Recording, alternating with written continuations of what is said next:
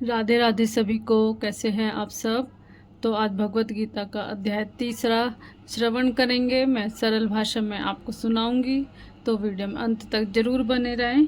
और शुरू करेंगे हरे कृष्णा मंत्र के जाप से। हरे रामा हरे कृष्णा कृष्णा कृष्णा हरे हरे, हरे रामा रामा रामा हरे हरे। तो तीसरा अध्याय इस प्रकार है। अर्जुन बोले, हे जनार्दन, यदि आपको कर्म की अपेक्षा ज्ञान श्रेष्ठ मानने हैं तो फिर हे केशव, मुझे भयंकर कर्म में क्यों लगाते हो। आप मिले हुए से वचनों से मेरी बुद्धि को मानो मोहित कर रहे हो। इसलिए उस एक बालक को निश्चित करके कहिए जिससे मैं कल्याण को प्राप्त हो जाऊं।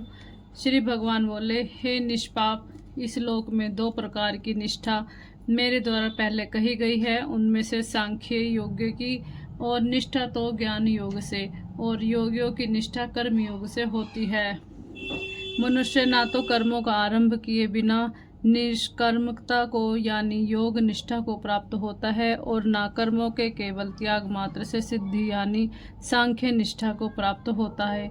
निसंदेह कोई भी मनुष्य किसी भी काल में क्षण मात्र भी बिना कर्म किए नहीं रहता, क्योंकि सारा मनुष्य समुदाय प्रकृति जनित गुणों द्वारा परवश हुआ कर्म करने के लिए बाध्य किया जाता है। जो मूढ़ बुद्धि मनुष्य समस्त इंद्रियों की हठपूर्वक ऊपर से रोककर मन से उन इंद्रियों को विषय को चिंतन करता रहता है, वह मिथ्याचारी अर्थात दंभी कहा जाता है। किंतु हे अर्जुन, जो पुरुष मन से इंद्रियों की वश में करके अनासक्त हुआ समस्त इंद्रियों द्वारा कर्मयोग का आचरण करता है, वही श्रेष्ठ होता है।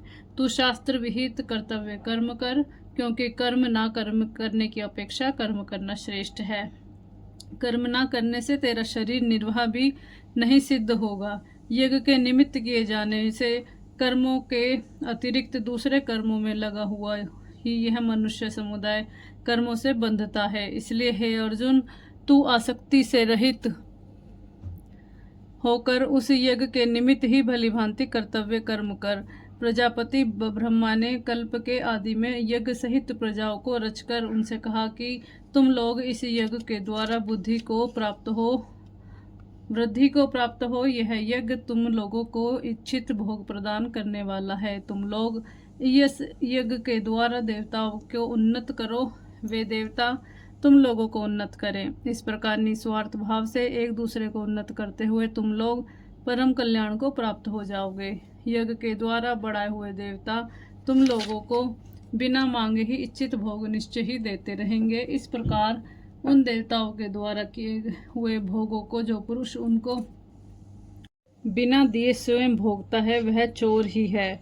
यज्ञ से बचे हुए अन्न को खाने वाले श्रेष्ठ पुरुष सब पापों से मुक्त हो जाते हैं। और जो पापी लोग अपना शरीर पोषण करने के लिए अन्न पकाते हैं, वे तो पाप को ही खाते हैं। संपूर्ण प्राणी अन्न से उत्पन्न होते हैं। अन्न की उत्पत्ति वृष्टि से होती है, वृष्टि यज्ञ से होती है, और यज्ञ विहित कर्मों से उत्पन्न होने वाला कर्म के समुदाय तो तू वेद से उत्पन्न और वेद को अविनाशी परमात्मा से उत्पन्न हुआ जान। इससे सिद्ध होता है कि सर्वव्यापी परम अक्षर परमात्मा सदा ही यज्ञ में प्रतिष्ठित है। हे पार्थ, जो पुरुष इस लोक में इस प्रकार परंपरा से प्रचलित सृष्टि के चक्र से अनुकूल नहीं बरतता अर्थात अपने कर्तव्य का पालन नहीं करता, वह इंद्रियों के द्वारा भोगों में रमण करने वाला पापायु पुरुष व्यर्थ ही जीता है। परंतु जो मनुष्य आत्मा में ही रमण करने वाला और आत्मा में ही तृप्त तथा आत्मा में ही संतुष्ट हो, उसके लिए कोई कर्तव्य नहीं है। उस महापुरुष का इस विश्व में ना तो कर्म करने से कोई प्रयोजन रहता है और ना कर्मों के करने से ही कोई प्रयोजन रहता है, तथा संपूर्ण प्राणियों में भी इसका किंचित मात्र भी स्वार्थ का संबंध नहीं रहता। इसलिए तू निरंतर आसक्ति से रहित होकर सदा कर्तव्य कर्म को भली भांति करता रहे, क्योंकि आसक्ति से रहित होकर कर्म करता हुआ मनुष्य परमात्मा को प्राप्त हो जाता है।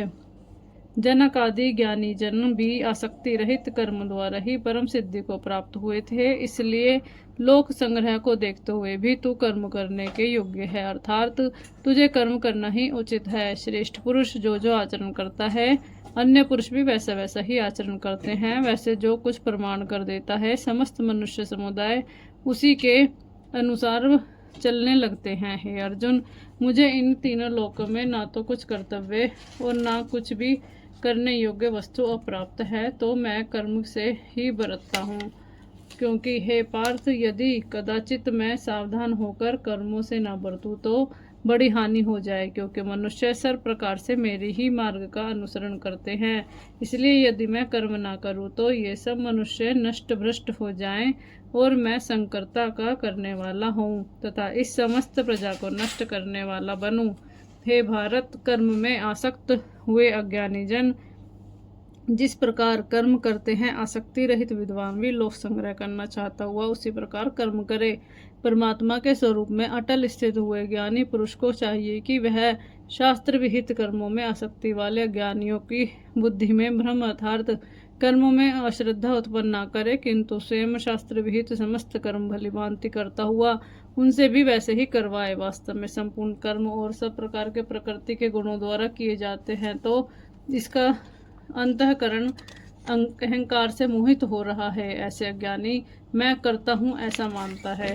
परंतु हे महाभावों, गुण विभाग और कर्म विभाग के तत्व को जानने वाला ज्ञान योगी संपूर्ण गुण में ही गुणों में बरत रहे हैं, ऐसे समझकर उनमें आसक्त नहीं होता। प्रकृति के गुणों से अत्यंत मोहित हुए मनुष्य गुणों में और कर्मों में आसक्त रहते हैं। उन पूर्णतया न समझने वाले मंदबुद्धि अज्ञानियों को पूर्णतः जानने वाले ज्ञानी विचलित ना कर सके। मुझ अंतर्यामी परमात्मा में लगे हुए चित्त द्वारा संपूर्ण कर्मों को मुझ पे अर्पण करके आशा रहित, ममता रहित, संताप रहित होकर युद्ध कर। जो कोई मनुष्य दोष दृष्टि से रहित श्रद्धायुक्त होकर मेरे इस मत का सदा अनुसरण करते हैं, वे भी संपूर्ण कर्मों से छूट जाते हैं। परंतु जो मनुष्य मुझ में दोष आरोपण करते हुए मेरे इस मत का अनुसार नहीं चलते, उन्हें मूर्खों को तू संपूर्ण ज्ञानों में मोहित और नष्ट हुए ही समझ। सभी प्राणी प्रकृति को प्राप्त होते हैं, अर्थात अपने स्वभाव के परवश हुए कर्म करते हैं। ज्ञानवान भी अपनी प्रकृति के अनुसार चेष्टा करता है, फिर इसमें किसी का हट क्या करेगा। इंद्रिय के अर्धर में अर्थात प्रत्येक इंद्रियों के विषय में राग और द्वेष छिपे हुए स्थित हैं। मनुष्य को उन दोनों के वश में नहीं होना चाहिए, क्योंकि वे दोनों ही इसके कल्याण में विघ्न करने वाले महान शत्रु हैं। अच्छी प्रकार आचरण में लाए हुए दूसरों के धर्म से गुण रहित भी अपना धर्म अति उत्तम है। अपने धर्म में तो मरना भी कल्याणकारक है और दूसरों के धर्म में भय को देने वाला है।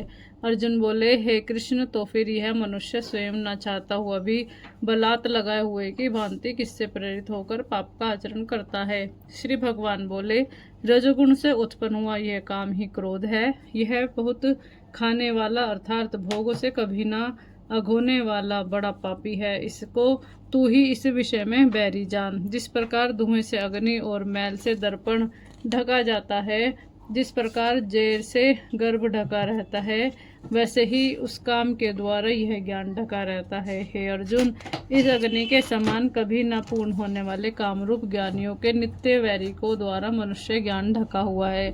इंद्रियां, मन और बुद्धि ये सब इसके वास स्थान कहे जाते हैं। यह काम इन मन, बुद्धि और इंद्रियों के द्वारा ही ज्ञान को आच्छादित करके जीवात्मा को मोहित करता है। इसलिए हे अर्जुन, तो पहले इंद्रियों को वश में करके इस ज्ञान और विज्ञान का नाश करने वाले महान पापी काम को अवश्य ही बलपूर्वक मार डाल। इंद्रियों को स्थूल शरीर से पाप यानी श्रेष्ठ, बलवान, सूक्ष्म कहते हैं। इन इंद्रियों से पर मन है, मन से भी पर बुद्धि है, और जो बुद्धि से भी अत्यंत पर है वह है आत्मा। इस प्रकार बुद्धि से पर अर्थात सूक्ष्म, बलवान, अत्यंत श्रेष्ठ आत्मा को जानकर और बुद्धि के द्वारा मन को वश में करके हे महाबाहो, तू इस कामरूप दुर्जय शत्रु को मार डाल। तीसरा अध्याय खत्म। जय जय श्री राधे। मिलते हैं भगवत गीता के चौथे अध्याय में। जय श्री कृष्णा।